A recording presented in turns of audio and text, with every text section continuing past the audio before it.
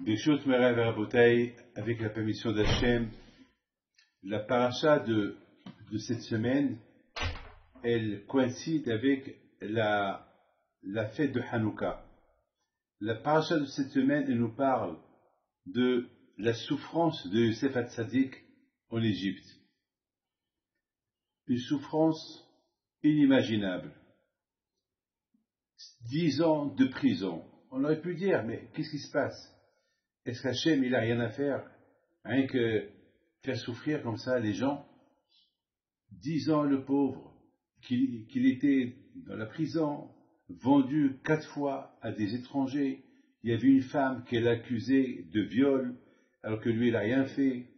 Et voilà. Et voilà. La paracha aujourd'hui, elle nous parle de la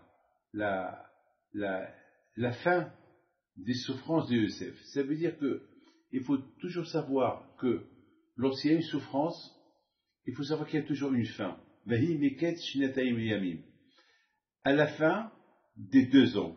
C'est quoi à la fin des 2 ans? Alors, on dit Shnataim, 2 ans, Yamim, c'est des jours.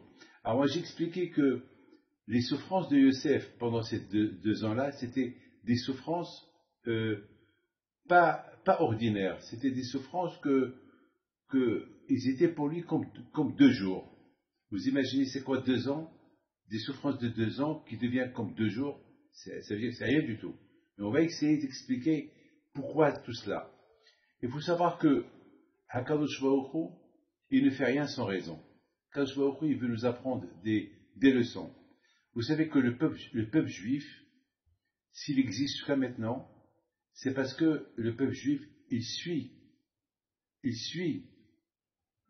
une trace. La trace qu'ils nous ont tracée nos parents, les patriarches. Abraham, Yitzhak, Yaakov, les Shvatim, vous savez, ce que nos parents ont subi comme choses bien ou choses mauvaises, alors nous aussi, on apprend d'eux.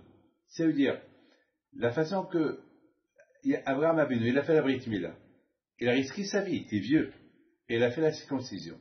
Alors nous, jusqu'à maintenant, on fait la circoncision. Et Yitzhak Avinu, il a donné sa vie pour le bon Dieu. Abraham, il a dit à Kadosh Baruch Hu, sacrifie ton fils Yitzhak. Abraham Avinu, il n'a pas hésité. Et Yitzhak Avinu, il n'a pas hésité. Alors, donc aujourd'hui, on a vu des milliers de Shoah, des centaines de Shoah depuis notre existence, et on a toujours été fiers de notre identité, et on a donné notre vie pour le bon Dieu. À l'époque de l'Inquisition, à l'époque lorsque les catholiques, ils ont voulu que les juifs deviennent chrétiens en Espagne et en Portugal, et les juifs, ils ont préféré mourir, être brûlés, et ne pas changer leur religion. On a vu ça dans au fur et à mesure des temps, on a vu que le juif, il a toujours résisté les tentations. Il a résisté à ne pas changer sa religion contre une autre. Rester fidèle à la Torah, rester fidèle à Hachem. Tout cela pourquoi? À cause des patriarches. On va mettons, vous savez, aujourd'hui la Torah à la yeshiva. Il y a des gens qui étudient la Torah toute la journée. Par exemple, moi j'ai par exemple une 500aine de rabbins qui étudient la Torah non-stop, nuit et jour. Il ne faut pas croire que c'est facile de s'asseoir devant un livre. C'est dur, c'est très très dur. C'est vrai, on n'est pas obligé. Vous savez, un juif n'est pas obligé de s'asseoir toute la journée et étudier la Torah. J'ai toujours expliqué que pour être un juif, c'est pas que s'asseoir et étudier la Torah. Être un juif, c'est respecter les mitzvot. Le Shabbat, c'est le Shabbat. Nida, c'est Nida. La kashrut, c'est la kashrut. C'est ça être juif, c'est ça l'étude de la Torah. Vous savez, quelqu'un qui respecte la Torah, c'est quelqu'un qui respecte les mitzvot. Par exemple, il respecte la Hanouka, il allume la Hanouka. Quelqu'un qui respecte la fête de Sukkot, la fête de Pessah, il fait attention, il ne mange pas du pain. Quelqu'un, par exemple, qui se marie avec une ketouba, quelqu'un qui divorce avec un guet, un guet religieux, ah ben ça s'appelle la Torah, ça. Ça s'appelle la Torah. Il y a beaucoup de gens qui se trompent, ils croient que lorsqu'on parle de Torah, ça veut dire qu'il faut s'asseoir et étudier la Torah du matin au soir. C'est impossible, c'est pas donné à tout le monde. C'est pas donné à tout le monde. C'est pas tout le monde. C'est donné à quelques personnes. C'est que un petit pourcentage des gens qui sont là du matin au soir. Mais comment? Mais c'est dur. Imaginez-vous, vous allez s'asseoir en face une Gemara, en face un livre, non-stop toute une vie, ou toute la journée, ou toute une semaine. C'est impossible. On peut prendre des vacances toute la semaine, on peut ne pas travailler un mois, 2 mois, mais on ne peut pas s'asseoir et étudier, c'est impossible. Après 1 heure déjà, on attend pour se lever. Lorsqu'on entend un cours, déjà, on a déjà envie de se lever et partir. Ben, c'est dur de s'asseoir. Alors, c'est pas tout le monde, c'est un sacrifice de s'asseoir et étudier. Vous savez, il y avait une fois quelqu'un qui est venu à l'Aïshiva pour visiter l'Aïshiva, et jamais j'oublierai. Il a vu les gens assis en train d'étudier. Ici en Israël, il y avait 200 abrichim en bas et 200 en haut, en train dans le collège. Il n'a rien compris. Il m'a dit, de quelle heure il commence à étudier? Je lui ai dit, il commence de 9h jusqu'à 1h et de 3h jusqu'à 7h. Et après le soir, celui qui veut venir, il vient. Il me dit, mais c'est pas possible, c'est pas possible. Moi, j'ai essayé, je fais chaque jour une demi-heure par jour d'études, et après une demi-heure, je peux plus rester. Ça y est, j'attends quand je vais. Je dis à mon fils, vous voyez, c'est ça, c'est un sacrifice. Alors comment il y a des gens, vous savez, on peut être assis devant une secrétaire, un comptable, il peut rester assis toute la journée, c'est des chiffres qui changent devant ses yeux, mais s'asseoir avec une Gemara, avec un livre, c'est impossible.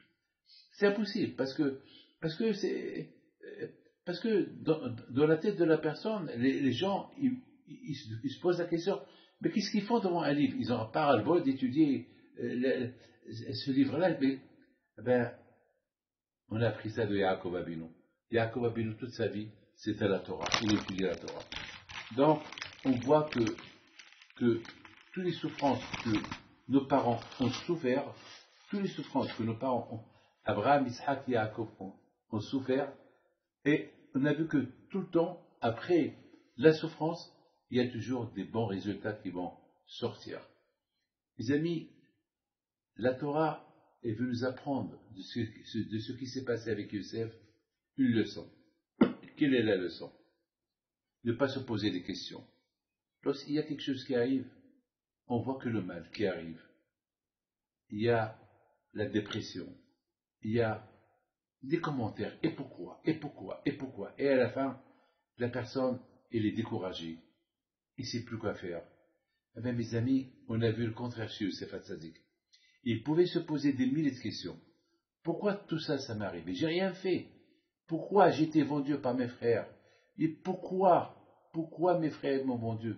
Qu'est-ce que je leur ai fait? Parce que j'ai fait des rêves, parce que j'aurais raconté des rêves, parce que j'ai rapporté des mauvaises choses qu'ils font à papa, parce que mon père il m'aime. C'est pour ça ils vendent un frère, et papa il souffre. Et pourquoi? Et Hachem, et toi tu es Hachem. Toute ma vie, j'ai étudié la Torah avec papa Yaakov. Et pourquoi je mérite tout ça? Pourquoi? Des milliers de questions, Yaakov. Et Youssef, il pouvait se poser comme question. Même Yaakov Abinu pouvait se poser ces questions-là. Pourquoi j'ai perdu mon fils? Pourquoi Hachem tu m'as fait ça? Pourquoi Hachem tu m'as fait ça? On a vu que Yaakov, il a pleuré, parce que c'est son fils qui a perdu. Il avait de la peine, mais il n'a pas dit pourquoi. Et Youssef Hatzadik aussi, il n'a pas dit pourquoi. Mais le plus important, c'est que lorsqu'il arrive un malheur, il faut savoir qu'il y a la fin de ce malheur-là. À la fin, il y a quelque chose. À la fin, il y a un beau résultat qui va se passer. Nous, on voit que le malheur, mais on ne voit pas le résultat à côté. On ne voit pas le résultat à côté. Hachem connaît c'est quoi les résultats qui sont à côté. Et on a vu chez Youssef Hatzadik, avec toutes les souffrances qu'il a souffert, on a vu qu'à la fin, tout était calculé chez le bon Dieu, et pour qu'il devienne un roi. Parce que, et regardez, regardez comment ça s'est passé avec Youssef Hatzadik. Vous savez très bien qu'il y a une nuit. Après la nuit, il y a le jour. Pourquoi Hachem il a fait qu'il y a la nuit et après il y a le jour? La réponse elle est simple. La nuit c'est les souffrances. La nuit c'est le problème. Mais il faut savoir qu'après la nuit, il y a le jour. Le jour il va arriver. Et vous savez, il y a certains endroits dans le globe, dans le monde, où il fait nuit pendant 6 mois. Il fait nuit. Il n'y a pas de soleil. Mais on sait. Et après, le soleil va venir pendant 3 mois ou 4 mois. Et après encore, il va commencer à faire nuit. C'est là où il y a beaucoup de glace, là, vers les Greenland, vers le pôle Nord et tout ça. Mes amis, beaucoup de fois ça peut arriver qu'il y ait des souffrances. Longtemps. On voit que la nuit. Le jour il va venir. Et après, encore des problèmes. Et le jour il va venir. C'est comme ça. On a vu chez Youssef Hatzadik. Chez Youssef Hatzadik, Alav Shalom, on a vu que Hachem, il a fait d'une manière que Youssef Hatzadik, il veut nous apprendre. Voilà, Youssef Hatzadik, il était un prince chez lui à la maison. Et après, il a été vendu. Il a souffert. Et après, avec cette longue souffrance, il est devenu roi. Ça veut dire que Hachem, il veut nous apprendre. Malheureusement, la vie, elle est comme ça. La vie, elle est d'une manière que toujours, il y a des souffrances. Mais il faut savoir toujours, il faut avoir l'émouna en Akadosh Baruch Hu. La fin de la souffrance, elle va arriver, comme qu'elle est arrivée à Youssef Hatzadik. Vous savez qu'après quelques années dans la prison, comment la lumière a commencé? Eh bien, mes amis, la lumière, elle a commencé. Simplement, il y avait 2 princes dans la prison, qui étaient emprisonnés parce que, c'était lui qui s'occupait des boissons du roi, et l'autre, c'est lui qui s'occupait de le pain qui montait sur la table royale. Et il s'est passé qu'un jour, le roi, il a vu un verre, un petit moustique dans son vin. Il s'est énervé sur celui qui lui a apporté le vin, il l'a mis en prison. Donc, et l'autre, qui s'occupait du pain royal, une fois le roi était en train de manger le pain, et hop, il voit qu'il y avait une mouche ou un cafard dans le pain. Alors il s'est énervé, il a mis le responsable du pain en prison. Et là, les 2, ils ont fait un rêve.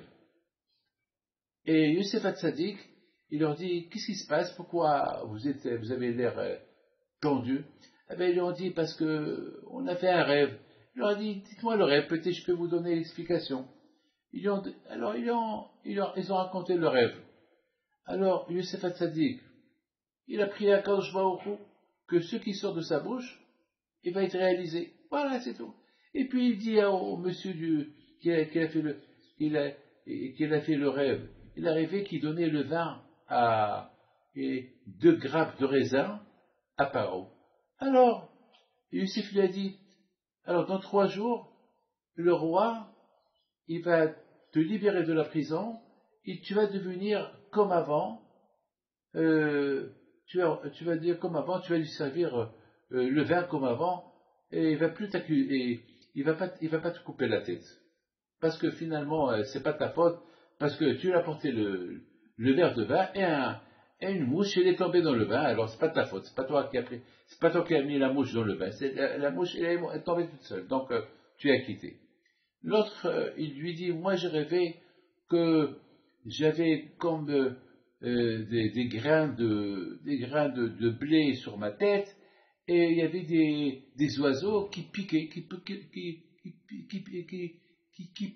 pourraient, ils prenaient des grains de ma tête. Elle lui dit, ah oh là là, toi, le paro, dans 3 jours, il va t'arracher la tête, tu vas mourir. Pourquoi? Parce que le cafard, il était dans le pain, et tu devais faire attention comment tu étais en train de pétrir le pain. C'est-à-dire que tu as pétri le pain avec le cafard. Donc toi, tu es coupable. Et c'est ce qui s'est passé. Alors, Youssef Hatzadik, il dit, Il n'a pas dit à celui-là qu'il est condamné à mort. Il a dit à celui-là qui va vivre, celui qui va apporter encore le vin au roi. Il a dit, je t'en prie, ne m'oublie pas. Dis à Paro que moi je suis un homme innocent, j'ai été arrêté pour rien, et je suis en prison, et c'est pas de ma faute. Et je sais même pas pourquoi je suis là. D'accord. Il a oublié de dire ça à Paro. Paro, il les a libérés. Un, il lui a arraché la tête, celui le responsable du pain, et l'autre, qui était responsable du vin, il a repris sa place comme avant. Ah, maintenant, la question se pose. Alors, qu'est-ce qui s'est passé après? Eh ben, la Torah dit que le monsieur qui a été libéré par le roi, celui qui s'occupait du vin, il a oublié de dire au roi, ah, tu sais, c'est grâce à un juif, un juif là-bas qui est en prison, que le pauvre il a rien fait, c'est grâce à lui que je suis dehors, parce que j'ai fait un rêve, il m'a bien expliqué, il me l'a bien traduit, et comme il m'a traduit, ça s'est réalisé. Il s'est passé qu'il a oublié. Ah, maintenant la question il se pose, comment il est arrivé à oublier? Attends, si moi je sauve ta vie, jamais je veux oublier. Et imaginez-vous qu'aujourd'hui je sauve ta vie, et aujourd'hui j'ai un problème. Tout de suite, tu vas m'aider. Comment est-ce possible, ce monsieur-là, Sarah Maskim, celui qui s'occupait des boissons, comment? C'est grâce à Youssef. Et selon ce qu'il lui a dit, ça s'est passé. Il a oublié. Comment est-ce possible? C'est quoi? Il n'y a pas de reconnaissance. Eh ben, vous savez, qu'est-ce que nos sages y disent? Que c'est Youssef Hatzadik qui l'a prié à Kadosh Baruch Hu pour qu'il oublie. Vous vous rendez compte? Youssef Hatzadik, que déjà, ça fait presque 10 ans qu'il est en prison, et voilà encore, maintenant qu'il a la chance, il a l'opportunité de quitter la prison, et voilà qu'est-ce qu'on voit? On voit qu'il prie Hachem, Hachem, je t'en prie, je ne veux pas que ce monsieur-là, il se rappelle de moi, de la même façon que j'ai eu confiance en toi, Hachem, de la même façon que je ne me suis pas posé de questions, qu'est-ce que je fais ici en prison, et Maïmouna, en toi, Hachem, elle est de plus en plus forte. Hachem, je ne veux pas quitter la prison parce que ce monsieur-là, il m'a fait un service. Je veux que c'est toi qui m'as fait rentrer en prison, c'est toi, Hachem, qui va me faire libérer de la prison. Hachem, je t'en prie, fais-moi plaisir. Ils étaient 2 personnes à qui j'ai traduit le rêve, alors je veux me faire punir de 2 ans que je reste en prison encore, pour que tu me pardonnes. Je veux pas que ce monsieur-là, je lui dois quelque chose. Je te devoir à toi, Hachem, toute ma vie. Tout ce que tu as fait pour moi. Je veux uniquement te le devoir, pas à ce monsieur-là, à cause de lui, si je suis libéré. Toute ma vie va me dire, ah ben, tu as vu, c'est grâce à moi que tu es libéré. Tu as vu, c'est grâce à moi, c'est grâce à moi. Hachem, je veux que c'est toi qui me libères. Ah ben, Rabotai, Hachem, il a accepté la prière de Youssef. Il est resté encore là-bas 2 jours. Et Rabotai, c'est écrit, Vahim Miket Shenataim Yamim. À la fin des 2 Shenataim, des 2 ans, Yamim, c'est un jour. 2 ans, 2 jours. Moi, j'ai expliqué, c'est quoi 2 ans, 2 jours? J'ai expliqué que Hachem, lorsque Hachem, il a vu comment Youssef Hatzadik, il a espoir en lui, il a l'émouna en lui, même avec toutes ses souffrances, il ne se pose pas de questions. Hachem, il a fait que les 2 ans qui sont passés, les 2 ans, au lieu de les sentir durs, vous savez, lorsqu'il est en prison, chaque jour, c'est une éternité. Alors, on aurait pu dire que 2 ans, c'est une éternité. Et on a vu que 2 ans, ils étaient comme 2 jours. Ils se sont passés vite comme un rêve. Comme quelqu'un qui dort, il dort pendant 5 minutes, il fait un rêve, et dans le rêve, il fait toute une vie. Il rêve plein de choses, il rêve une histoire. Et finalement, c'était rien qu'un rêve. C'était pas une réalité. Un rêve qui a duré quelques minutes, mais dans le rêve, c'était une éternité. Moi, une fois, j'avais rêvé quelqu'un qui courait derrière moi, et je peux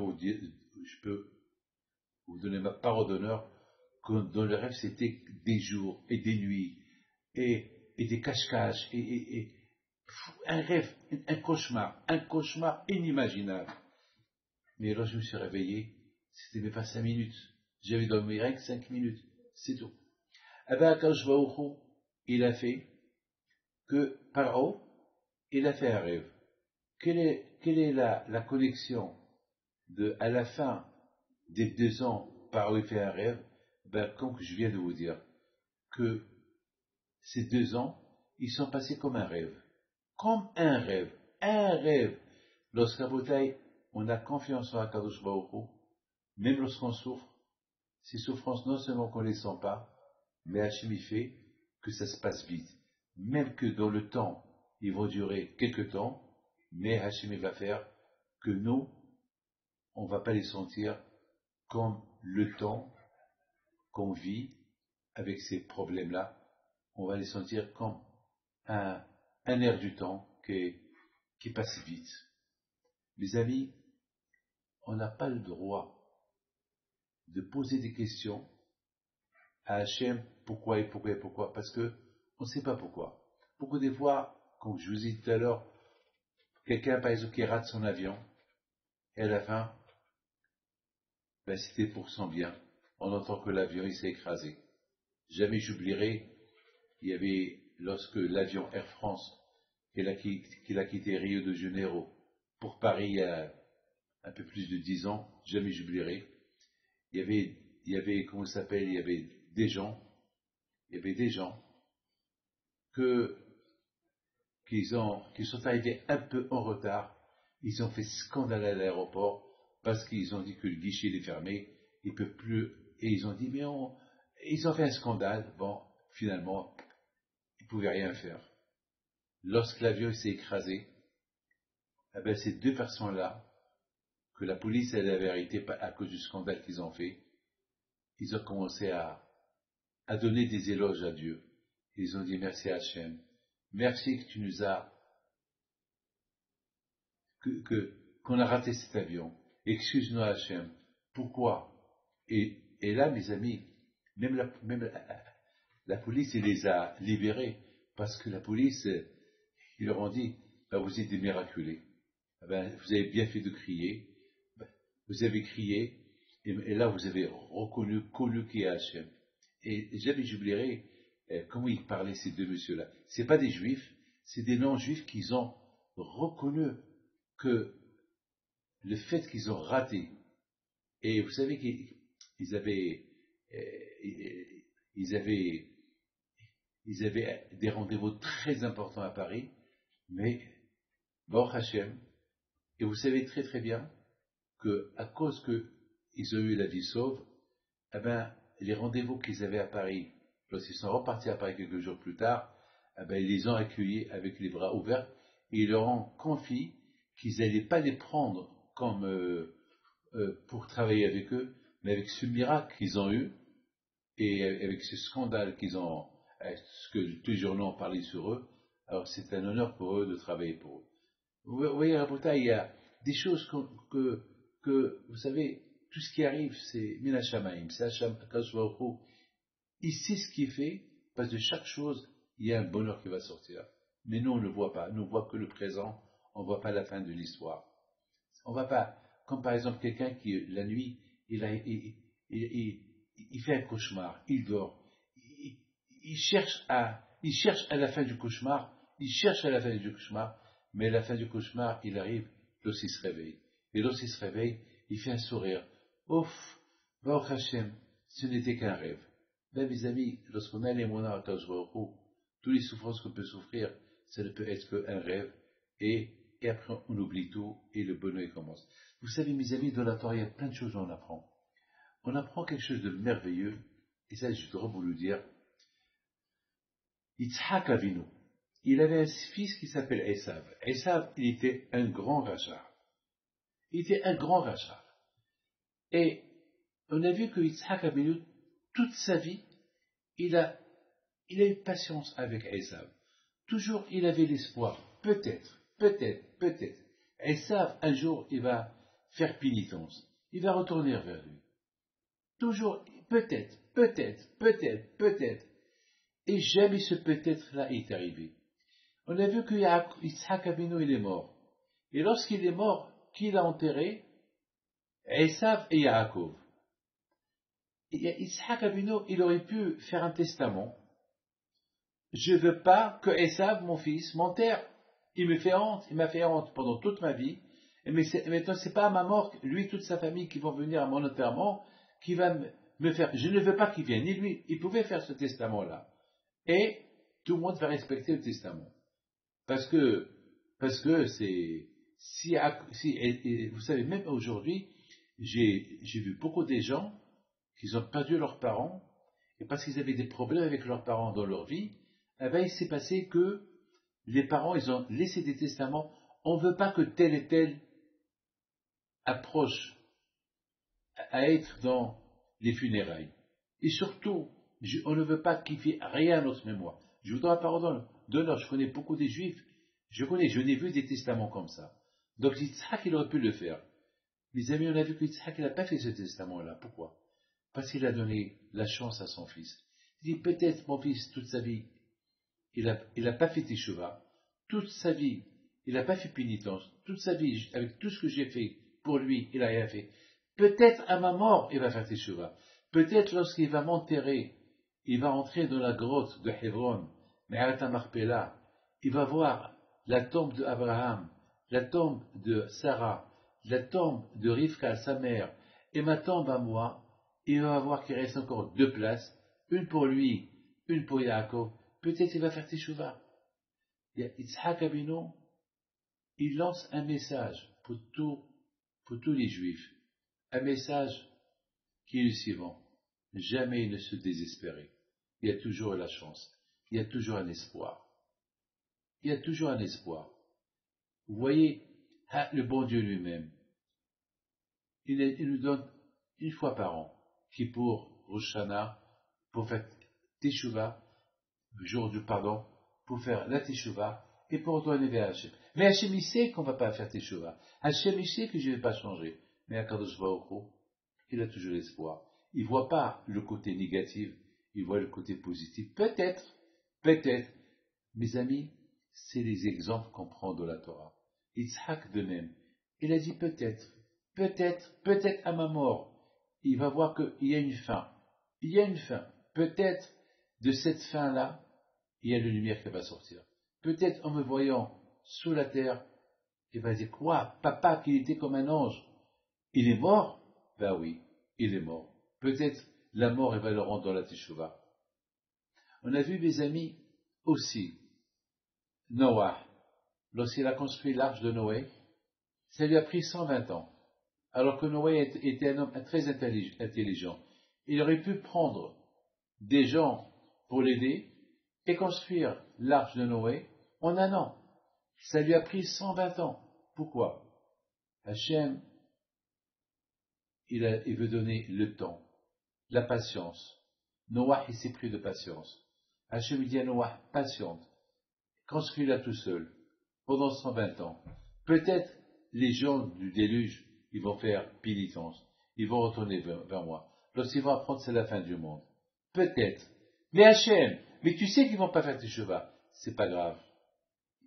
Il faut que je leur donne l'espoir. Qu'ils disent pas un jour, je leur ai pas donné l'espoir. Je leur donne l'espoir. Je leur donne du temps. Peut-être. Et après 120 ans, lorsque personne n'a fait Teshuvah, personne n'a fait pénitence, et voilà, le déluge est venu, il a détruit le monde entier. Mes amis, regardez, c'est quelque chose d'extraordinaire. Un an, un an. Noah était dans la Teva, dans l'arche. Il s'occupait que des animaux. Il leur donnait à manger. Il y avait des millions d'espèces d'animaux. Lui, sa femme, et ses enfants et leurs femmes, ils ont pris sur eux la charge de donner à manger aux animaux. Mais pourquoi? Pourquoi Hachem n'a pas fait que les animaux, ils vont rester sans manger, comme les anges? Les anges du ciel ne mangent pas. Pourquoi Hachem n'a pas fait que les animaux ne mangent pas? Pourquoi Hachem n'a pas fait que la manne, elle descend du ciel, directement devant chaque animal? Pourquoi il fallait que c'est Noah, lui, c'est eux qui vont se fatiguer nuit et jour à leur donner à manger. Quelle est la raison? La réponse, elle est simple.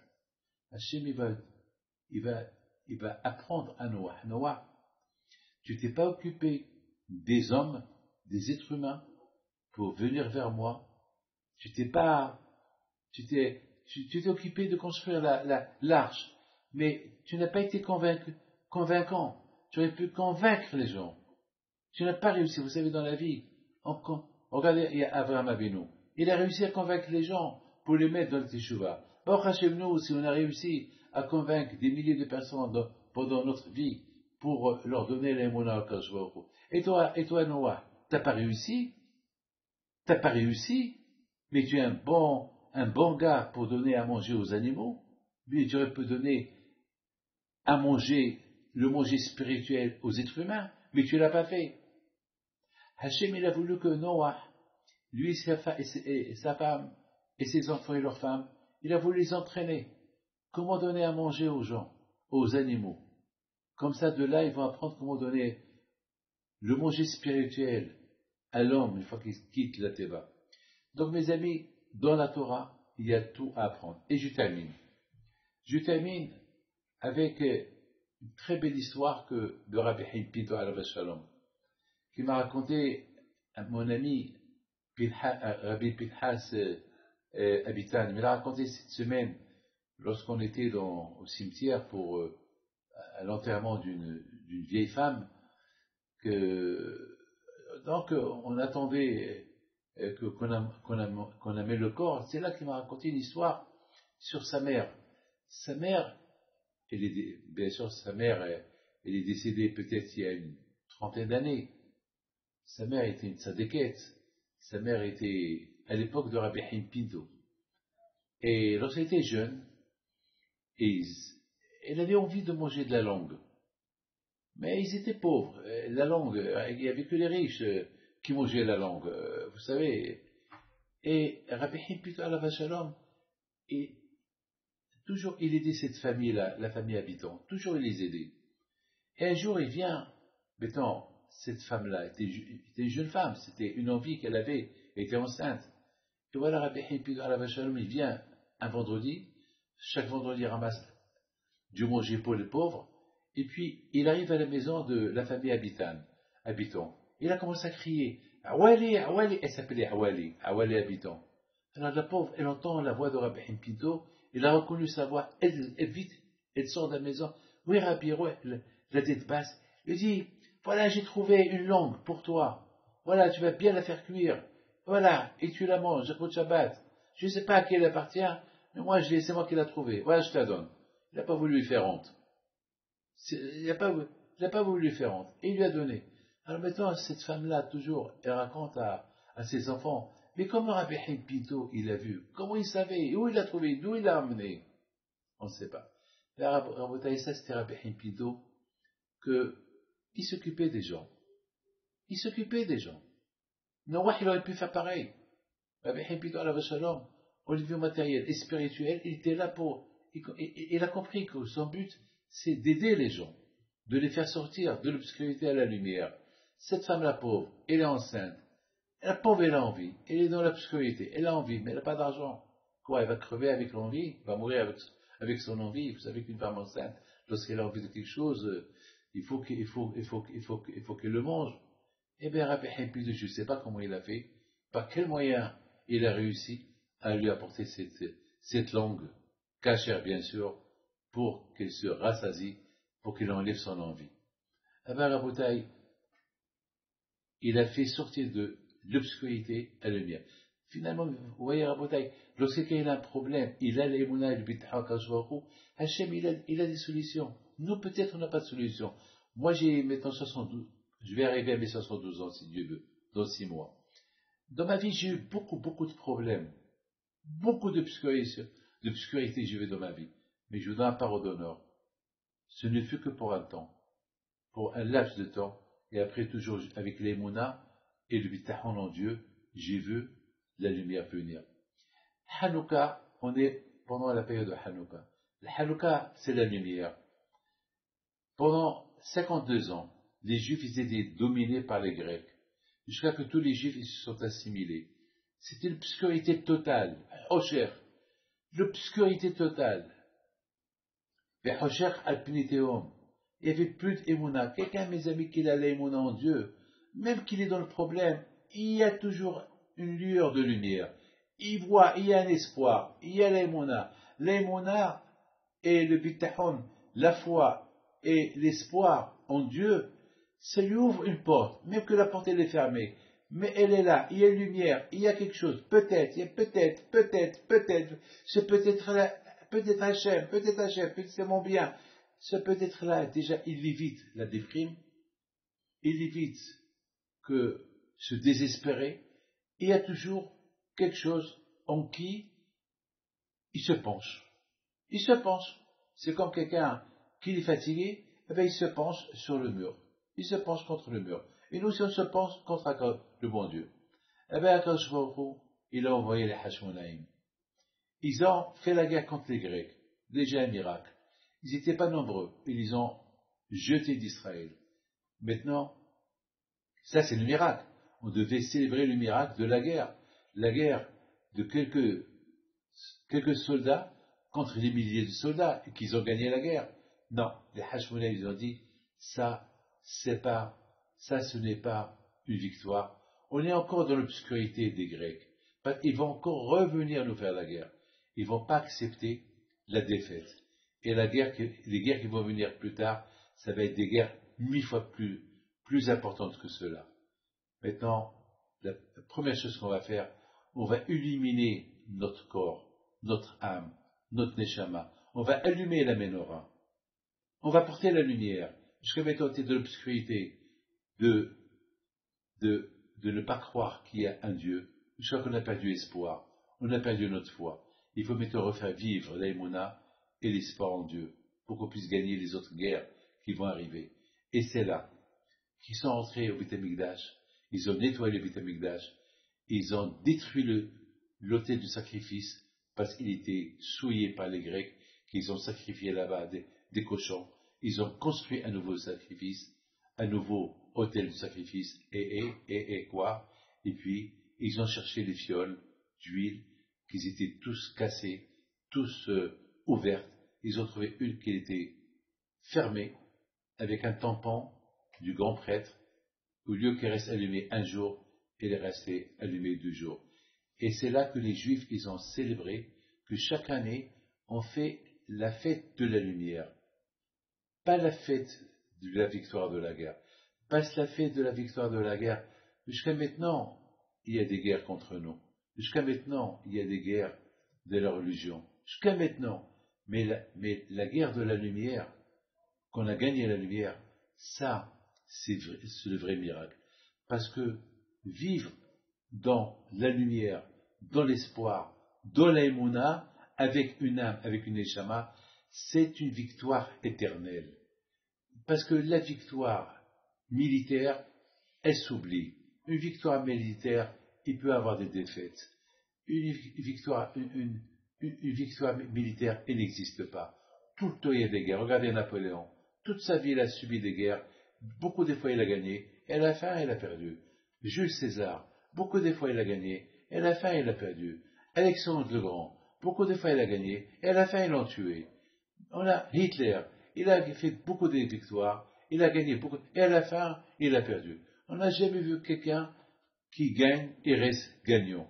Jamais. Ça n'existe pas. Même l'Amérique, combien de défaites elle a eu? La dernière défaite américaine, c'est l'Afghanistan. Et les Russes, combien ils ont perdu? Et les Européens, et les Chinois. Toujours il y a une guerre, toujours il y a des victoires et des défaites. Mais la victoire spirituelle, elle reste éternelle. La preuve, voilà, jusqu'à maintenant, on est là, on existe.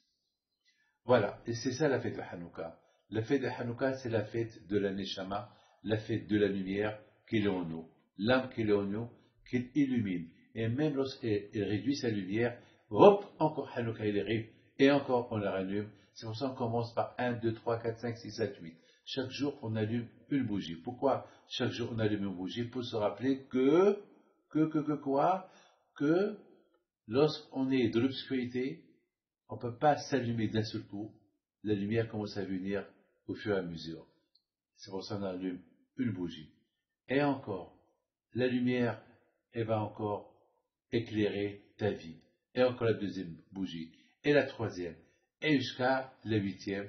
La huitième, c'est lorsque le problème, il est anéanti en complet. Et la neshama, en complet, elle est là. Et c'est ça la joie. Voilà.